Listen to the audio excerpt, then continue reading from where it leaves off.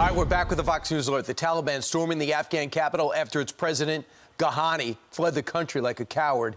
U.S. officials now say they're working to secure Kabul airport, where at least 5 were reportedly killed as Americans and Afghans scrambled to escape the fallout from the disastrous withdrawal plan. That actually contains people allied with France and England, all of our allies. Our next guest knows exactly what's at stake after serving in the region. We're joined now by retired Marine technician, Fox News contributor Joey Jones, retired Navy SEAL Derrick Van Orden, who's also running for Congress again over in his state of Wisconsin, and Saboor Sakhizada, an interpreter who worked in Afghanistan with our own Pete Hegseth and with many other Americans. Saboor, first let's start with you. Your thoughts at this hour. Did you think this would happen as quickly as it did and like it did? Thanks for having me on the show, and good morning to all of you. No, I didn't, and it just took all of us by surprise, just as it did the White House. White House did not play this the way they did not plan it as it turned out to be. The military collapsed in a matter of days. 300 plus thousand soldiers. The government, the capitals collapsed. And this just means that there's right now a chaos in the country without rule of law, without any accountability. Over 20 years of hard work of American soldiers, Afghans, and international community that was put together, and it just all vanished in a matter of just 24 hours. Unbelievable. And Derrick, to you, as a Navy SEAL, you're ready for all contingency plans. They were not ready for this. We had to put 5,000 to theater, added another 1,000 yesterday just to get our people out to the airport. Now we got to get tens of thousands out with one airstrip. This is worse than Saigon 1975. Yeah, you're absolutely right. I did 2 tours in Afghanistan in 2003 and 2009. And unfortunately, the Biden administration is redefining the word incompetence. You've got Secretary Blinken and Secretary Austin. They need to tender their resignations right now. The chairman of the Joint Chiefs of Staff, Miley, he needs to go peel potatoes in the galley for about a month and then resign also. These folks' primary duty is to advise the President of the United States in diplomatic and military matters, and they've abjectly failed that. The national security architecture of the United States of America is clearly broken right now. And this is playing out in real time. So people can't pretend like this isn't happening. We truly understand now that the emperor has no clothes. As a matter of fact, we don't even know if he's wearing clothes right now because he has disappeared from the public. The President of the United States, in clearly the most dramatic foreign policy crisis in the United States in a very, very long time, probably since September 11th, 2001, has disappeared. Jen Psaki has taken the week off, too. Joey Jones. This is unacceptable. Sorry. You got it. Joey Jones. They've emptied the prisons full of al-Qaeda and ISIS and Taliban guys. They have left our bases naked, so they've taken all of our stuff and equipment.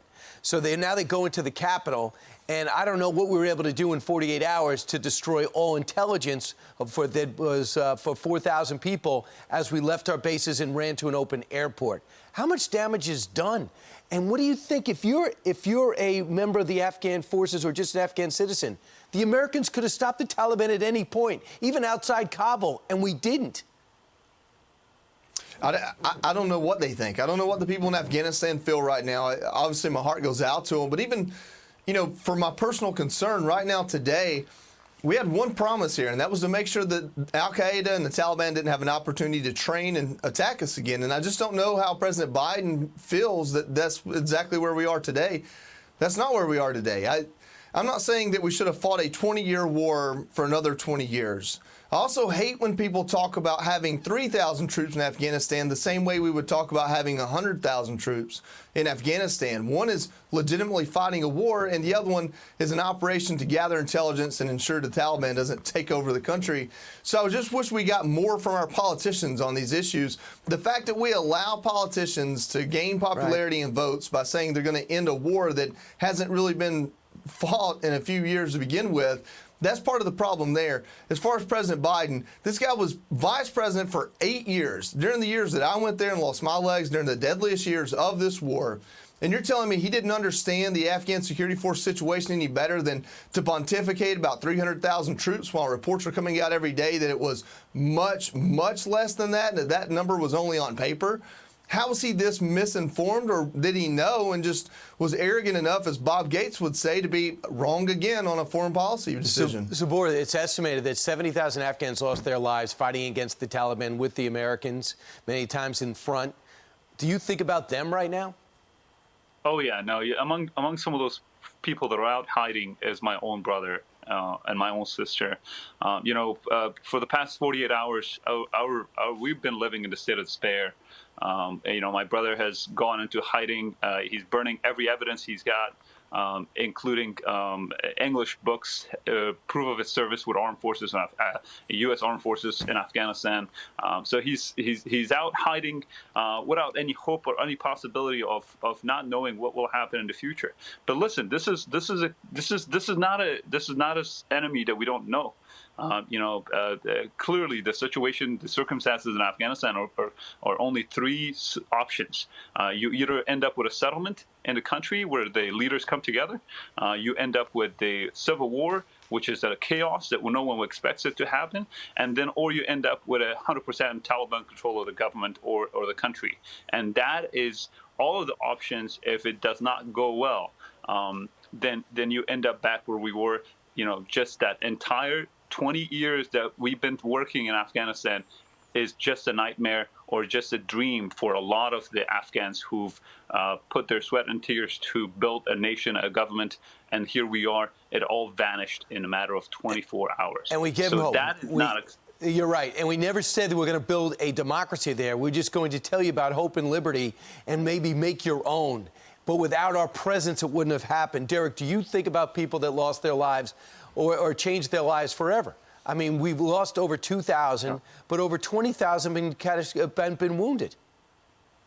Yeah, the first service member killed in Afghanistan, his name was Neil Roberts. And when I graduated from Navy SEAL training, we have our arms over each other's shoulders. This is very personal to me. I've actually held one of my friend's hands as he was dying in a tent in Bagram, listening over a satellite phone as his wife cried because she knew she was never going to see her husband alive again. So this is real. But I want to talk just briefly to every single person that served in Afghanistan, and I want you to know that your service was not, it wasn't wasted, because we've seen some of the greatest aspects of the human condition, of bravery, honor, courage. We've seen selfless sacrifice for people. So if you went to Afghanistan and you served, I want you to hold your head up high. Don't worry about what these politicians did. I'm going to go to D.C. and I'm going to fix that in Congress. But you guys take pride in your service because you've earned it. So thank you very much for everybody that went to Afghanistan, and I wish you just the best. Joe? This too will pass. I hear you, Derrick. Joey? Yeah, I mean, I don't know what else I can say on that. I served in Afghanistan, and I'm proud of it. The result of my service, hopefully, is more U.S. Marines came home alive, and that was enough for me. Yep. And we'll see how this plays out. Now we need to get 30,000, 40,000, maybe 80,000 people out, and we're going to be putting them into military bases where they're going to be joining, in some cases, illegal aliens who are housing because he left the border wide open, too. Guys, we're going to call on you again because this is unfolding. This is live action, and we don't know how it ends. Joey Jones, thanks so much. Derrick Van Orden, best of luck in your quest to get into Congress. Missed by a point last time. And Saboor Sakhizada, thanks so much for speaking so clearly and all the things you did for the men and women in uniform.